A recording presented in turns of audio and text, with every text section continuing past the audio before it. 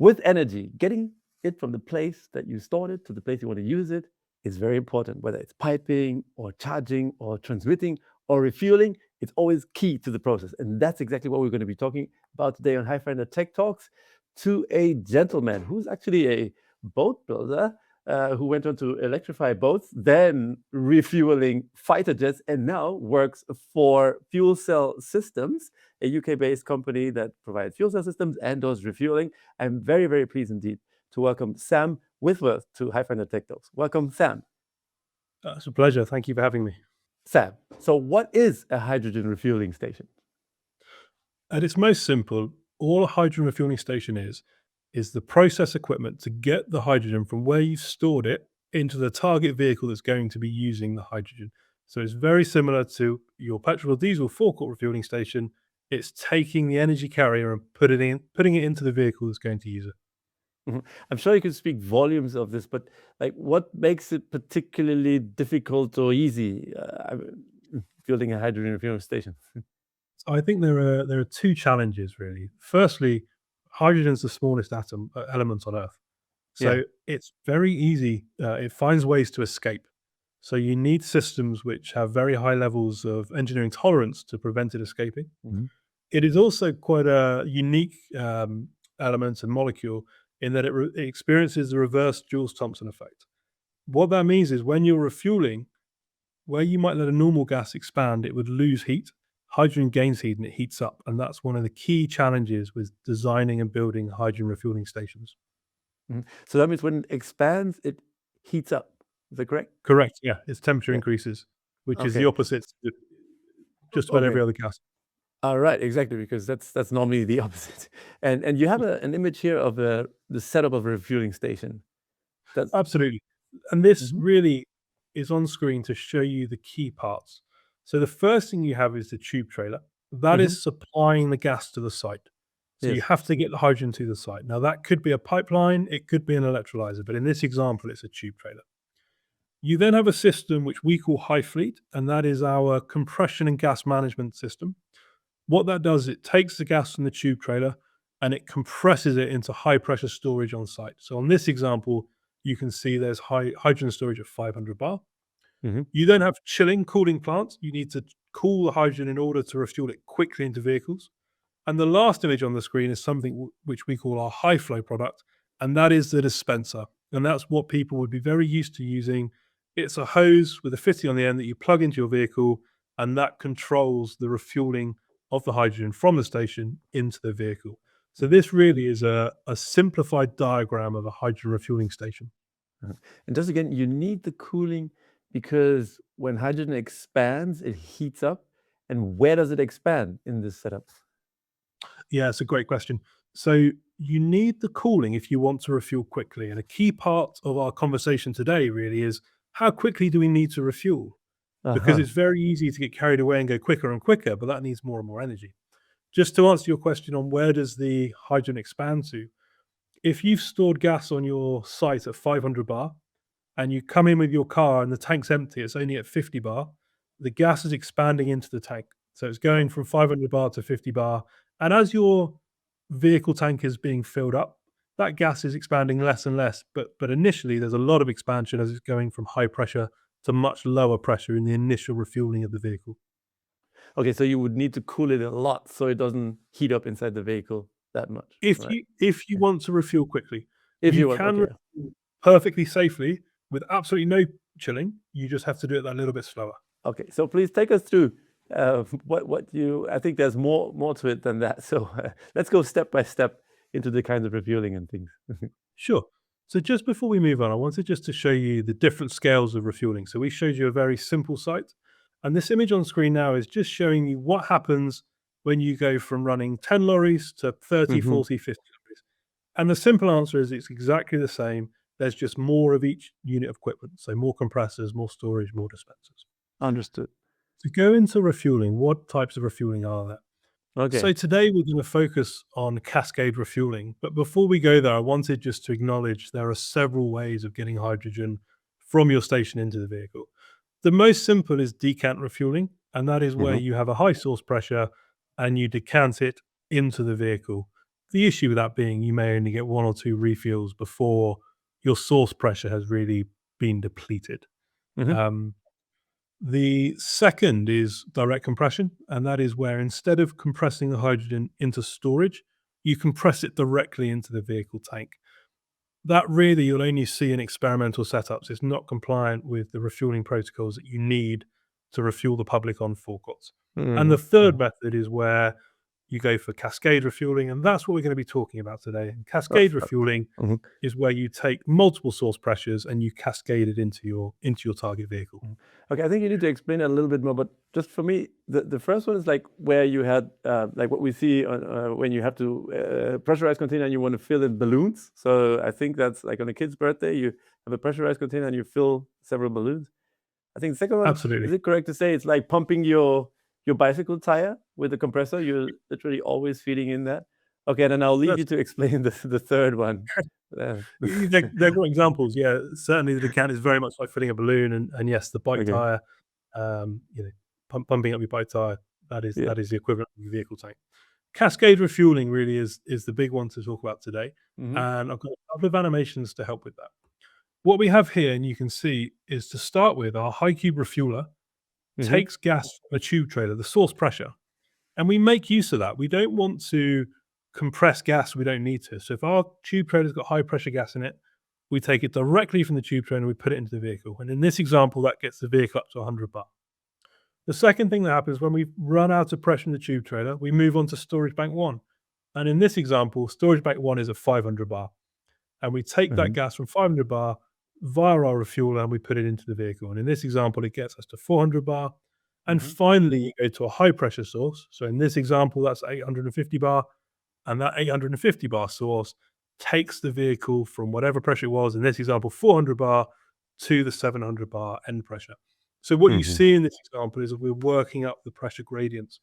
The key thing there is we're only compressing what we have to. If we used 1,000 bar gas to refuel a 50 bar tank, we've pumped that gas all the way up to 1,000 bar, and we've had to give all that pressure away. We've had to give away, we're only using 1/20th of the pressure. 19 units of pressure we're giving away in that example. Mhm. When you So get to essentially, you would need to on site you would roll in the trailer and then you would fill up those storage banks and have those at your disposal so that when the refueling vehicle comes, you use them in the sequence as you've described, right? yes, and the next graphic really is a truer representation. So what Mhm. happens is you connect your tube trailer to the system, and Mhm. the system decides what gas from that tube trailer to use for replenishing the on-site storage and Right. what gas to send directly to the vehicle. Our mantra is very much only compress what you need to. Just because you've got lots of storage and just because you've got big compressors, every time you turn them on, you're using money and ultimately you're costing money. You're using Right. energy, you're costing money. So Right. we want to be more intelligent about how we control our system. And in this example, there is gas going directly from the tube trailer to the vehicle, and there's gas going back out to the storage banks via compression. And in a system Mhm. like this, one high fleet could power multiple high flow dispensers. So this picture gets maybe more complex, but you can see Okay. the flow of gas through the system. Got it. Got it. Okay. Once we've got our system designed, we then need to control the refueling, and that's what we're going to talk about now. Mhm. So this table looks intimidating, but I'm going to talk through it. There's nothing too scary in here. So Okay. this is a direct lookup table from J2601, and I'm sure everybody's heard of J2601. Is maybe a Yes, little bit scary in it's the most known thing in the world. What on earth is J2601? And I don't know why it's called J2601, but that is the label it has, and it Yes. is a standard from the Society of Automotive Engineers, so SAE. Right. And it's very much like the standard that controls an ISOFIX seat you might use for your children. The whole idea is any station can communicate with any vehicle, and because we conform to this standard, it's going to behave predictably. So it's no different to standards on headlights or seat belts or the Right. bolting patterns on car wheels. It's a standard that automotive engineers use when developing the vehicle or the equipment to service the vehicle, in this case, Yeah, yeah. refueling. Actually, I must say, the Society of Automotive Engineers. No, I know that is over 100 years old, and it has gone right all through the ages of the automobile. It has always sort of brought these things into place to make this industry or this means of transport more successful and safe, obviously. So probably they put this together also for the refueling. Absolutely, in that sense. and it's a continual piece of work. So Right. at the moment there are several standards under J2601, and there Yeah. are more in the works. And the whole idea of those are to allow a wider variety of refueling techniques, with the fundamental number one priority being making sure it's safe and predictable. Understood. If I explain this table, the first thing I've highlighted here is the title. And that Right. gives us a lot of information. So we can see from this, it's H70. That means it's a 700 bar vehicle. We can see it's T40. That means the hydrogen is pre-chilled to minus 40 degrees before it goes into the vehicle. Mhm. We can see it's a category D vehicle. That means the tank is bigger than 250 liters and it stores more than 10 kilograms of hydrogen. And Mhm. we can see it has communications. And that means there's infrared communications between the vehicle and the refueling station. And that's exchanging information about temperature and pressure and the vehicle status and the refueler status. So they're Okay, so communicating. that is the infrared thing in the nozzle that Correct. is It's the often ring on the connected. Yeah, outside of the exactly. nozzle. Yeah, exactly. So there's so I think that's something very unique about the hydrogen situation, that the dispenser is actually talking to the vehicle, as you know, so they're busy having a conversation about these values. Yeah. Yeah, Yeah. and it enables some of the more efficient protocols to be enacted when you have that communication. Right. Just to explain a bit more about what matters in a J2601 lookup table, the first thing we're going to look at is temperature. So this highlighted cell is the ambient temperature, Mm-hmm. and that has a very large effect on refueling. You can see on a cool day, you can refuel at nearly 20 megapascals a minute. On a hot day, you can only refuel at 7.5 megapascals a minute. If you're above 50 degrees, you can't refuel at all. So ambient temperature has a huge. Where'd you look that up? 7.5 megapascals a minute. Where do you see that? If you can see my cursor, Yes. I've got 7.6. Yes. But I'm going to talk now a little bit about average pressure ramp rate. It's a Right. good thing to move on to. Again, I get asked so many times, why does it take the same amount of time to refuel a car as it does a lorry or a bus? And Mhm. it's all to do with APRR, average pressure ramp rate. So what this is saying is, if it's 50 degrees centigrade outside, the pressure inside the vehicle tank can increase by 7.6 megapascals a minute. Now, to convert that to Mhm. bar, it's 10 to 1, so 76 bar per minute. Okay. So the average pressure ramp rate is hugely impacted by the ambient temperature on the day of the refueling. And a refueling station that's going to maybe work in Finland would have different performance and cooling characteristics to maybe something that's going to be deployed in the south of Italy, because we're Right. expecting in very different environments. So the higher the temperature, the less the rate. Is that The correct? more slowly you have to refuel, yeah, The because more the slowly, exactly. So you can literally fill that vehicle faster on the North Pole than you would on a hot day in Dubai. yes, absolutely correct. Yes. Okay. Mm-hmm. The second thing, or the third thing we're going to look at is the target pressure. So we talk about 700 bar refueling. Very rarely do you fill a vehicle to 700 bar. The 700 bar is the reference pressure at rest at 15 degrees Celsius. So what you Mm-hmm. have to do when you're refueling is you have to account for the temperature on the day and the heat gain in the tank. And to give you an example here, we're going to pick a vehicle that comes in maybe 1/3 full, so it's got 150 Yes. bar of pressure in it. It's a Right. 25 degree Celsius day. We actually Mm-hmm. fill that vehicle to 860 bar, 86 megapascals. So you can see the difference between, although we nominally say 700 bar refueling, we have to refuel 160 bar beyond 700 bar, so that at 15 degrees at rest, that pressure will drop back. So you can see the difference in pressure that the Right. environment is able to cause. It's quite extreme, actually, and something you have to be very mindful That is. of in your systems. And the top line there is the temperature of the tank of the vehicle. The initial pressure of the tank. So The when initial pressure of the tank. Okay. The yeah, initial if you're pressure. all the Okay. way to the right, the vehicle's full, it doesn't need any fuel. If you're all Ah. the way to the left, the vehicle's empty, it's got no fuel in it. Okay. So you are only interested in the initial pressure. Well, and what about the current pressure during the So the refueling current process? pressure is what we monitor to control refueling. Right. So we are controlling the rate at which the pressure increases. So if we know the start pressure is say 100 bar, Yeah. and we know that we can refuel at 50 bar per minute, Right. we know after 1 minute of refueling, we should be at 150 bar. So we're constantly monitoring Understood. that to make sure that the pressure gain is compliant with this table. Okay, understood. Okay. Now, what does this all mean? I've dived into J2601 and sort of taking you into the world of maybe some of the data. It means this. So here we have two examples. On the left, we have Hmm. the Alpine hydrogen hypercar. This is actually Right. a combustion hypercar, and this Hmm. was being refueled at the Goodwood Festival of Speed. Hmm. This vehicle was refueled in the middle of summer without any cooling whatsoever. So we Boy. can do this. We just have to be mindful of how fast we're doing it and how much energy we need. This setup was in the middle of the field, so there's no way you could get huge power connections and chillers to it. We had Hmm. to do it differently. The Sure. image on the right is actually at Schiphol Airport, and this is the Toyota Hydrogen Hilux, and that's being refueled as part of a trial. It was being used for bird scaring on the end of the runway, so the Okay. vehicle was going the runway and chasing away birds. Hmm. Again, that was refueled with absolutely no chilling. So by looking at the lookup tables and by building the right protocols, you can do this with minimum energy requirements. You can go Hmm. fast, but you can also go slower and use a lot less energy. Hmm.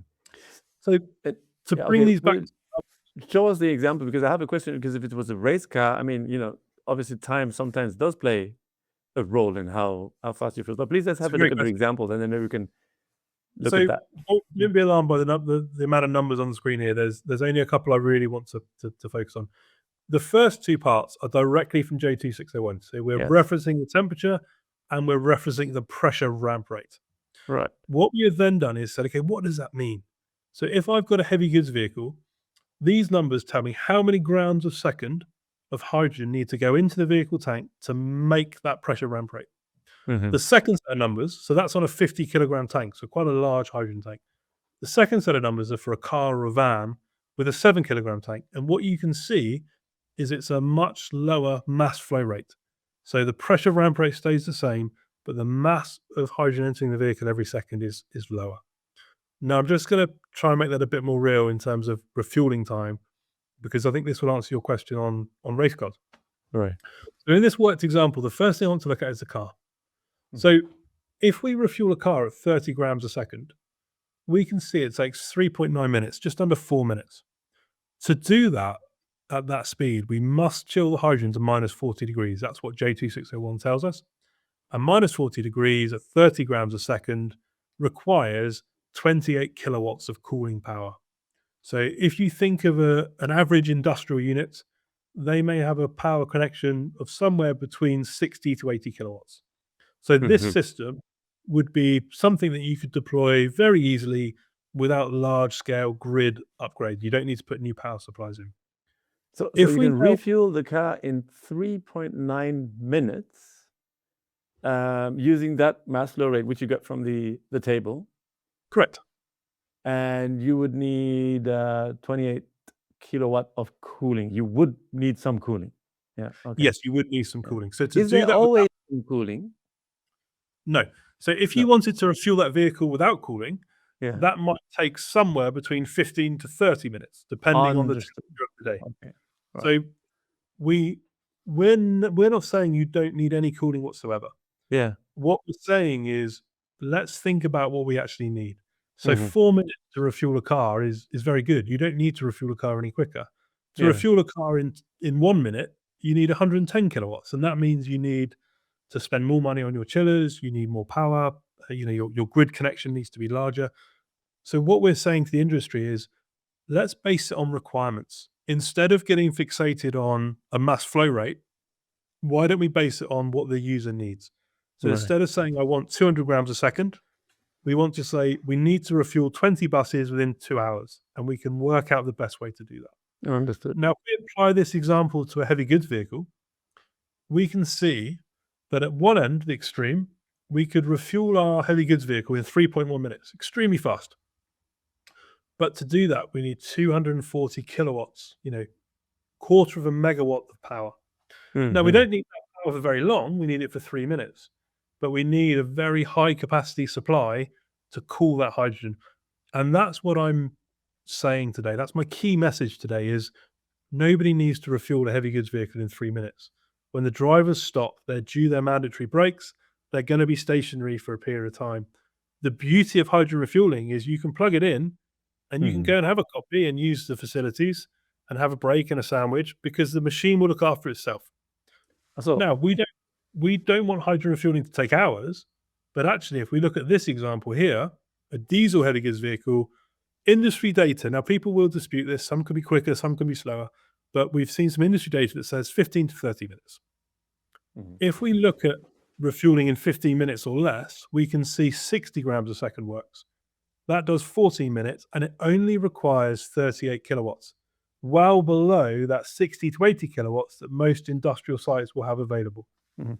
So just going back to your original statement, you said that you can literally plug that in. So I'm just imagining that earlier slide you showed, but you could have several outlets, and then you could plug it in and then leave the vehicle to be refilling itself. It'll take 15, 20, 30 minutes, whatever, and you could walk away. But Think of it. can you not do the same with diesel? I mean, can you walk away when if you say diesel takes 15 to 30 minutes, can you walk away with diesel? The big difference between hydrogen refueling and diesel refueling is hydrogen is a closed system.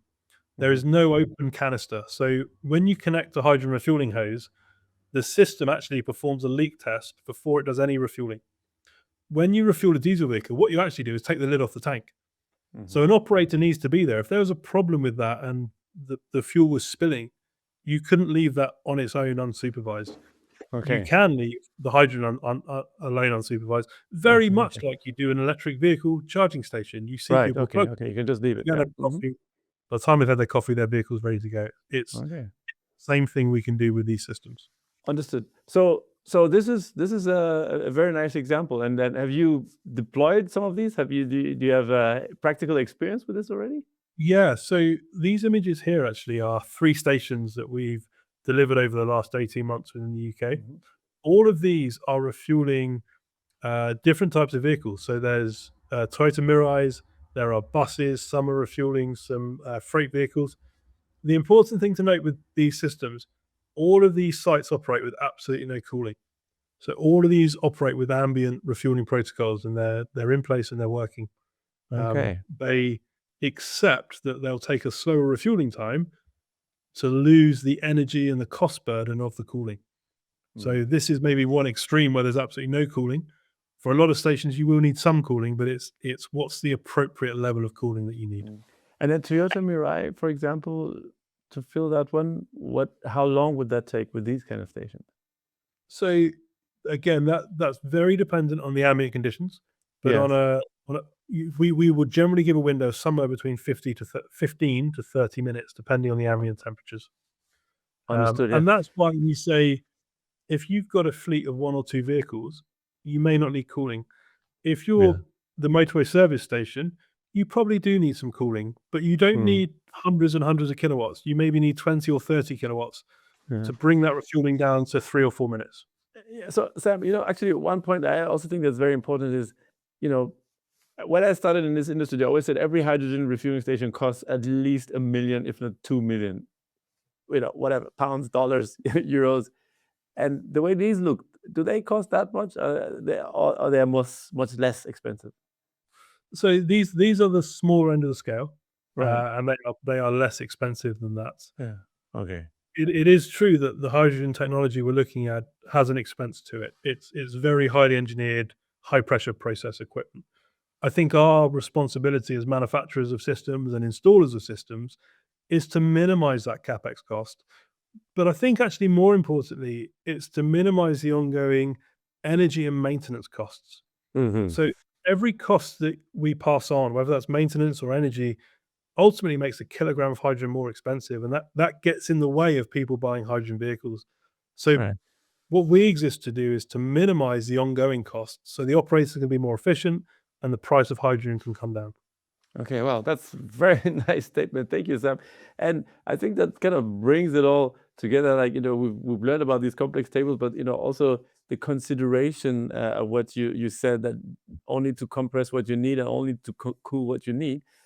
Sam, just to get this around, what's the outlook you can give me here? So you have installed some of these systems. What are your plans for the future, and how do you see these things developing? So we see hydrogen as an absolutely key player in the transition to a zero carbon future. What we're seeing in the industry is it's definitely the industrial users, the freight, the haulage, all the larger vehicle, be that a refuse lorry or a tractor. Also the construction sector. So think of dumper trucks and diggers.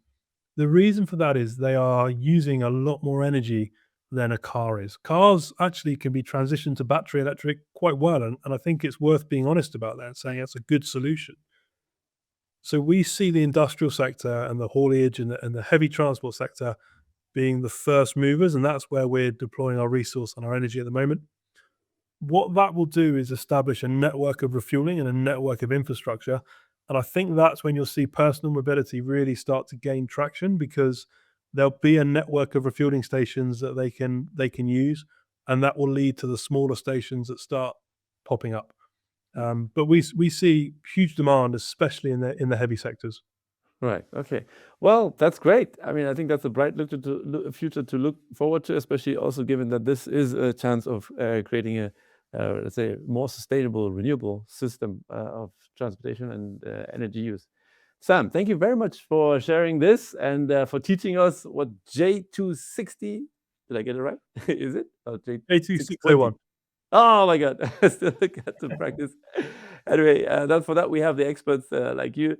Well, I'd like to say at this point, thank you to our viewers for watching. I hope we've all understood something here. If you like this, give us a like. And if you're looking to get into contact with people like Sam or companies like Fuel Cell Systems, come over to hyfindr.com, where we have lots of things that are related to the hydrogen industry. I can help this industry grow. So thank you very much for watching. Thank you, Sam, for doing this with us.